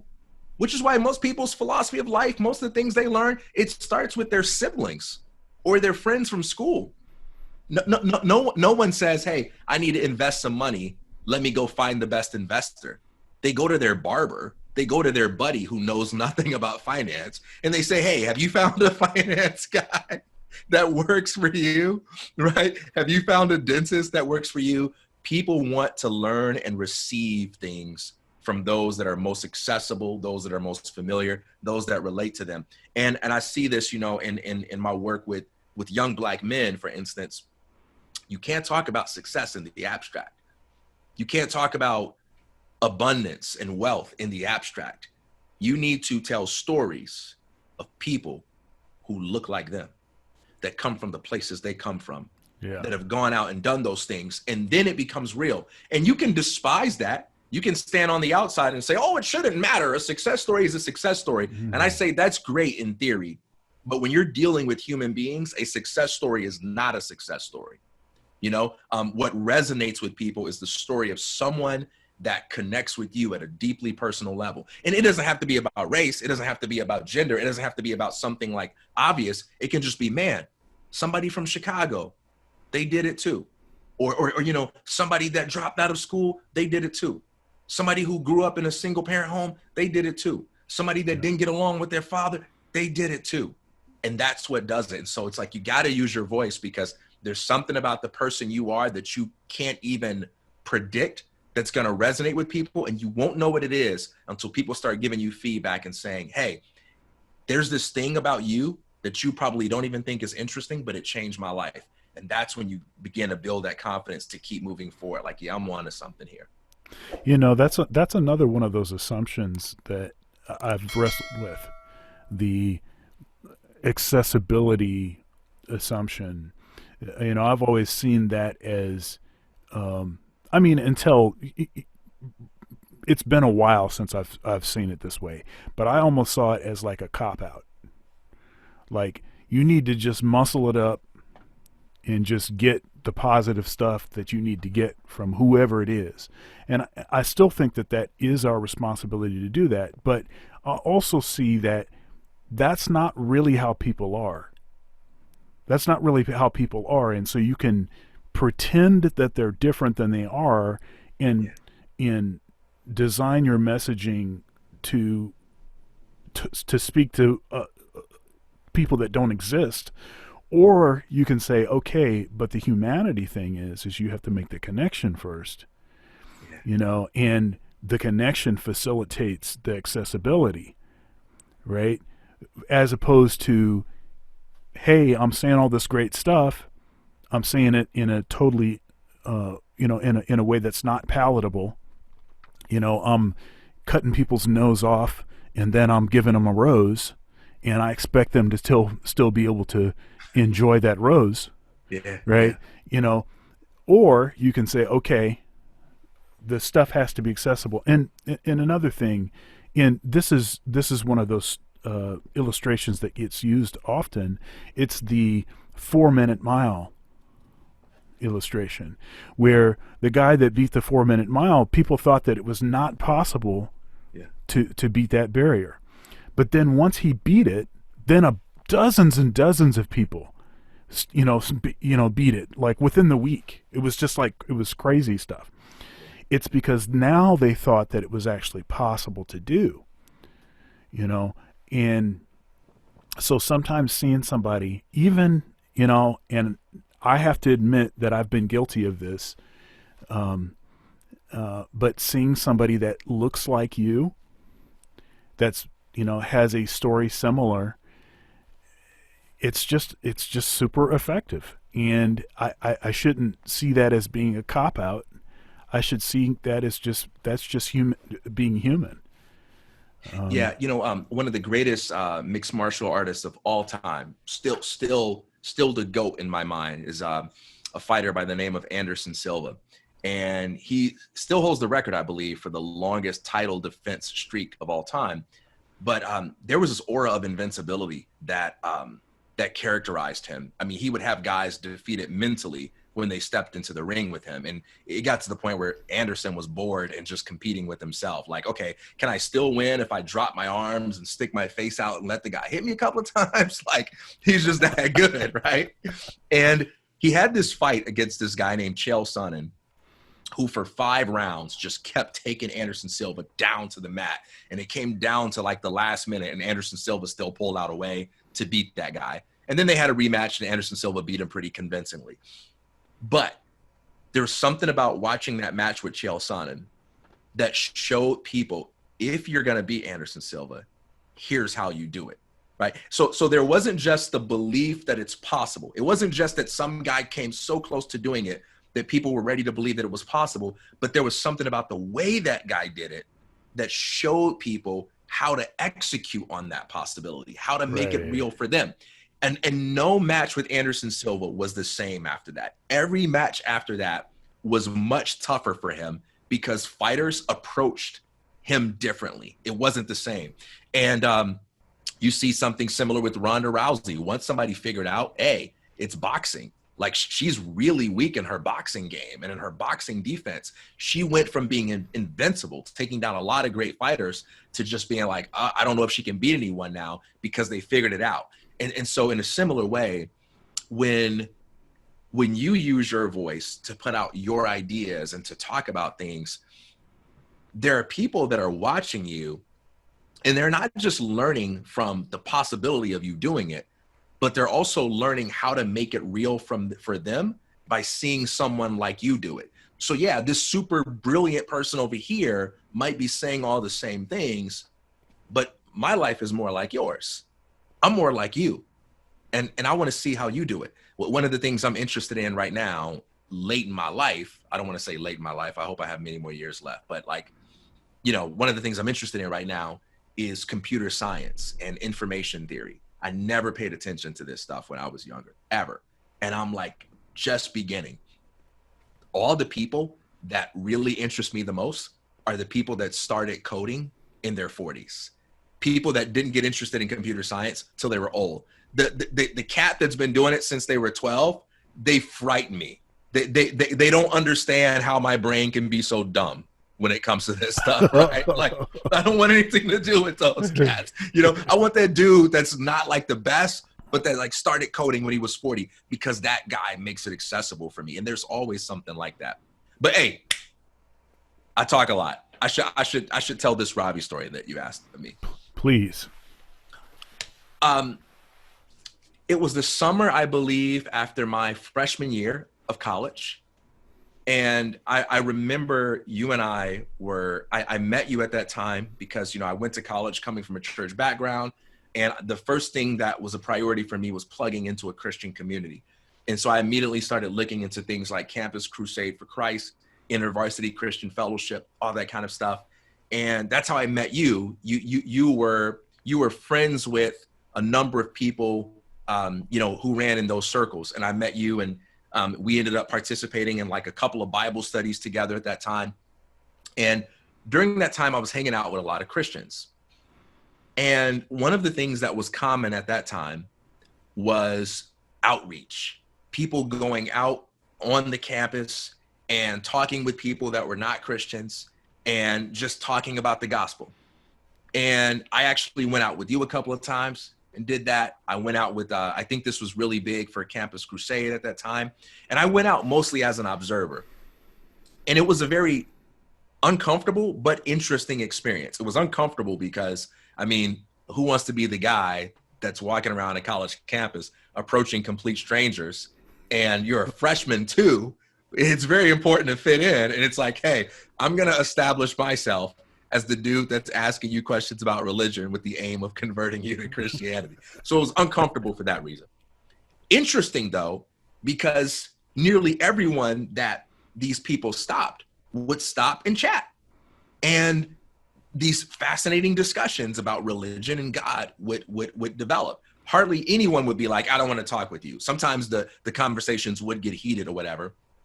But I remember I was doing this and I'm sitting there as an observer, and most of the time when the skeptic or the non-Christian would ask questions, I would look at the Christian and be like, oh, that's a good question. And then I look at the Christian I was with, and they give an answer or a reaction that made me be like, I don't like that. I'm not satisfied with that, right? I think that question was much better. It's deserving of much better treatment than what you're giving it. Yeah. And so over the course of doing that, those questions started to become my own. And I started to feel like there aren't any respectable answers to some of these questions that skeptics are asking these Christians. And I find that troublesome. I feel like there should be answers. And if not, then we should be honest and say that there aren't any answers. So that was the context in my freshman year that shaped where my mind was when I went home, apart from having a bunch of like personal challenges at that stage as well. And so I have a brother who he's gone to Bible college, and he used to always have interesting books in his room about faith and things like that. And I'd always go in his room for reading material. And he had this stack of articles called Just Thinking by RZIM, Ravi Zacharias International Ministries. And I remember the first article on top of the stack. I don't even think that one was written by Ravi. It was called The Logic of Sesame Street. And I was like, I got to read this. I got to read this. And he talked about the law of non-contradiction, you know, and all that kind of jazz. And I was like, well, okay, that's pretty interesting. And then I picked up the next one. The Complexity of Contextual Communication by Ravi. Yeah, I was like, ooh, whoa, like this is good, man. And then I like read the next one. And before you know it, man, the day was over. And like I had been in like my brother's room for hours, and I had read everything in that stack.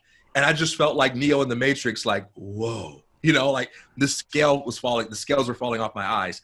And so I was like, I have to find out what this is called, because this is where I need to be, man. This is what I need to be studying. And I remember going back to school, and I had academic troubles my freshman year as well. I was academically dismissed twice, and I was on academic probation when I went back, and I had lost my scholarship. So I had a lot of challenges going on personally as well. But when I found that out, I was like, this is called philosophy. I says, man, this is where I need to be, because I'm filled with doubts and questions. What better place to be? What better thing to major in than something that says all questions are fair game?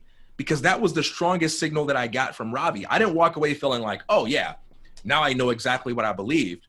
I walked away feeling like, man, this, not only is this guy okay with my questions, but this guy has completely sold me on the idea that if there is a God, he is not intimidated or irritated by me having these questions, even if all the Christians I know are. Like, God, if he exists, is bigger than any questions I have. And one of the things I owe to Ravi was like him telling that story. I had heard this story many times, but not contextualized in this way, of how all the disciples, you know, when they saw Jesus and all the people who saw him believed, and Thomas said, I will not believe unless I can, you know, put my hand in his side.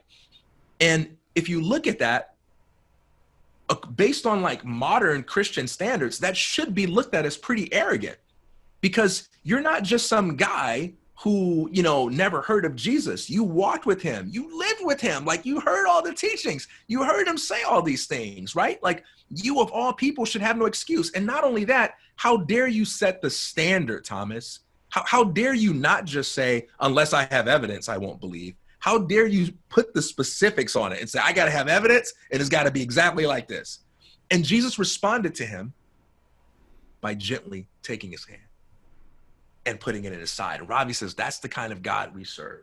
We serve a God who cares about your doubts, who cares about your questions, and will judge you on the sincerity of your heart, not on the absence of answers that's in your mind.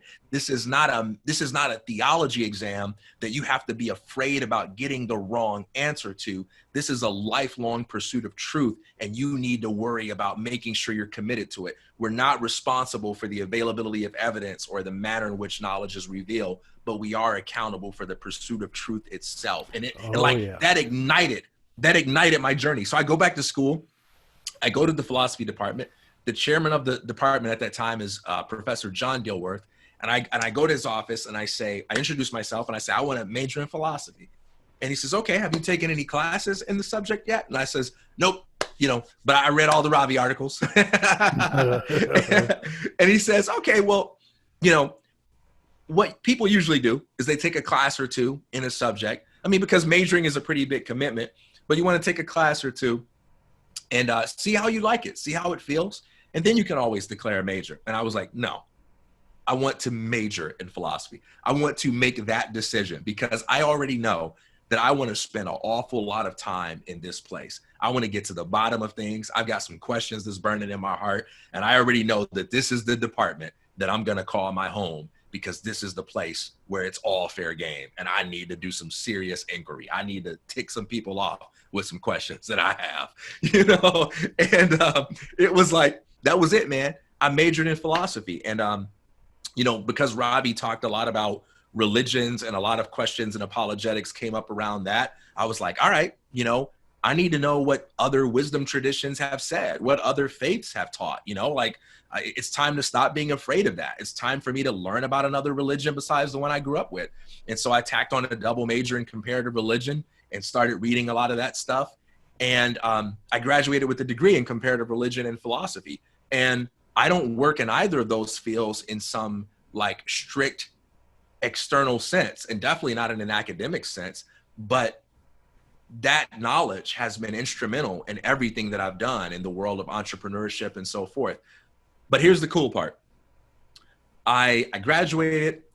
I'm living in Chicago for a brief spell. And there's an elder from my dad's church who informs me that Ravi Zacharias is going to be speaking at Moody Bible Institute. And I'm like, oh man, I got to go hear Ravi. This is huge. And so we go, and the place is packed, man. It is packed. There's standing room only. They say there are no seats.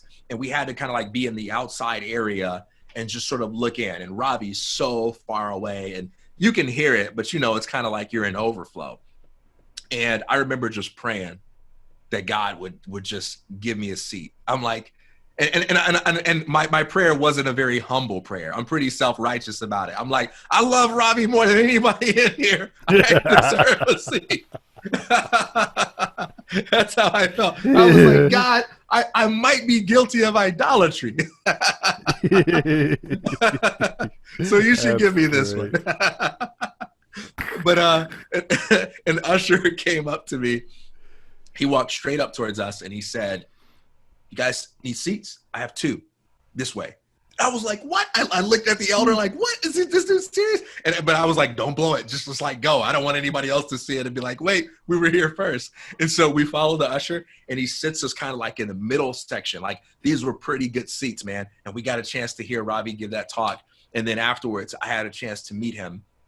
And I went up to him and I told him the story that I just told you about how I discovered philosophy. And I told him, you know, like I have so many favorite books and favorite thinkers now, so many ideas that have changed my life, but I wouldn't know about any of those if it weren't for you. You were my gateway. And he let out the most hearty laugh. He gave me a hug and he told me, he thanked me so much for telling him that story. And that was one of the most beautiful moments of my life to meet my hero like that and to meet the guy that introduced me to philosophy. And then years later, I'm at the Matt Lewis show, Matt Lewis in the News in DC. And this was like last year that I did this interview with Matt. And he tells me that he's going to have Ravi Zacharias in the studio the next day and says, I'm free to stick around if I want to meet him. And I had been in the midst of such a strong travel binge. I was like, nah, man, I got to get back. But I'm going to have my day with Ravi. I know it. I know I'm going to have my day with Ravi.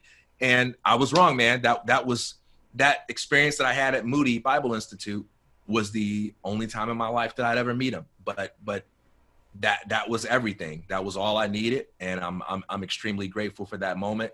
He impacted my life. And one memory I'll just share that I'm sure will bring a smile to your faces. I remember when we were in college, there was no YouTube, man.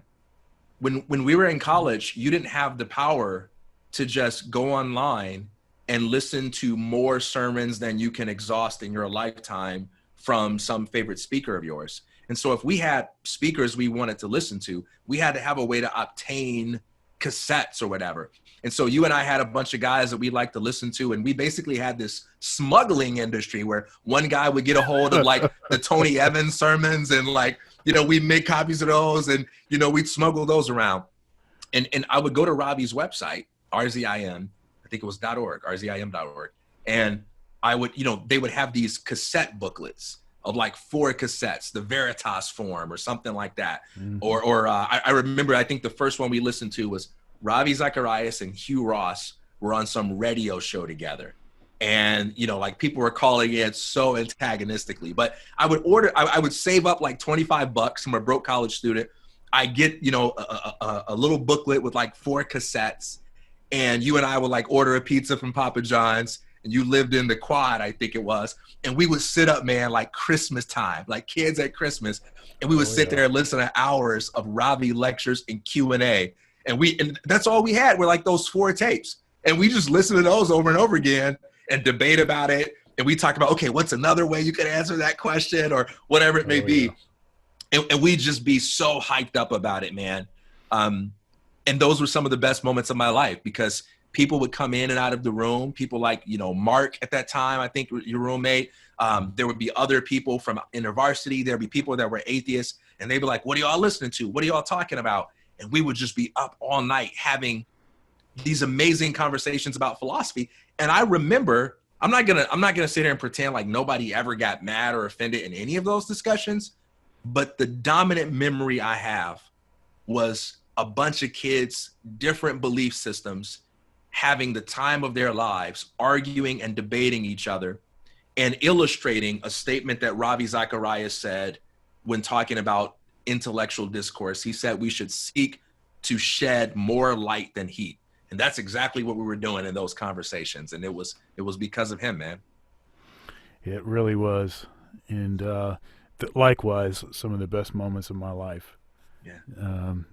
Definitely the most formative moments of my life, as far as the the stuff that really matters.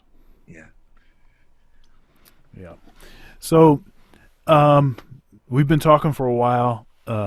We could keep talking. I mean, Ravi's meant so much to both of us, and but I think it would be good for us to put a pin in it for now. And I do want to say this, Ravi. Please pray for us. Please pray for us.